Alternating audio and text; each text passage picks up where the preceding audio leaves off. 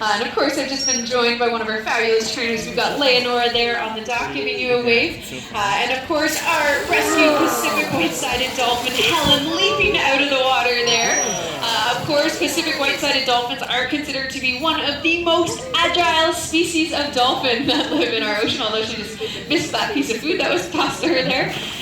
But you can see just how they might have gotten that reputation. Now, has anybody here ever seen a Pacific white-sided dolphin before? Hands? Couple of us. Awesome. That's fantastic. For the rest of you, maybe this is the first time that you're seeing one of these dolphins. Of course, they are beautiful. They've got beautiful markings on their bodies. But they are very unique animals as well. And having Helen here at our facility gives us a really great opportunity to introduce people to this type of dolphin that might never have seen one of this species before, or any species ever. So it's a really great opportunity for us to showcase this animal, as well as just to let you learn a little bit more about some of the threats that are facing these dolphins out in the ocean. Because as I mentioned, Helen is actually a rescued animal. Pacific white-sided dolphins like her can be found right off of our coast here in Vancouver, and actually all around British Columbia, but all across the Pacific Ocean, being found off the coast of places like Russia and Japan. And that is actually where Helen's story began, back in the late 90s. She was found in what's known as a fixed fishing net.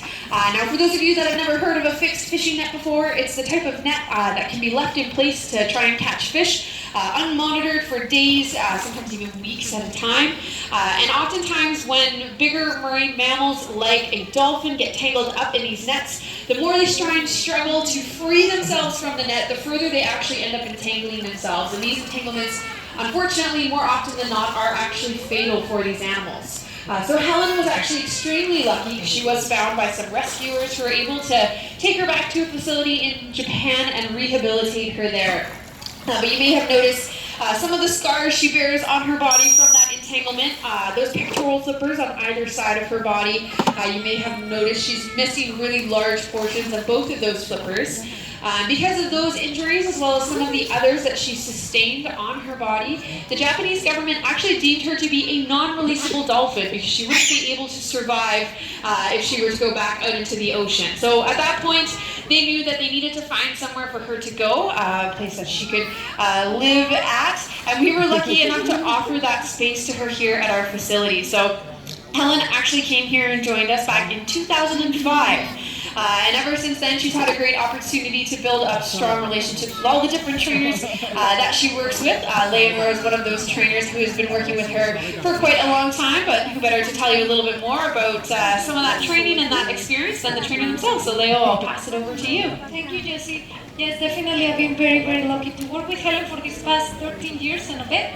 We have been able to know each other and learn from each other as well. So we do definitely build a relationship with these amazing animals. We do definitely need that bond of trust to be able to train all the behaviors we train in a regular basis. So we do train for many reasons, one of them being mental stimulation. As you can imagine, Helen is a very smart person, so we definitely want to keep her thinking and using that amazing brain all the time.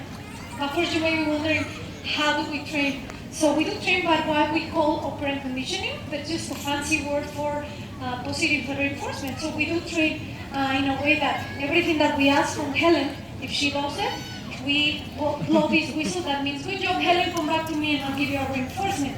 And reinforcement is just a fancy word for reward.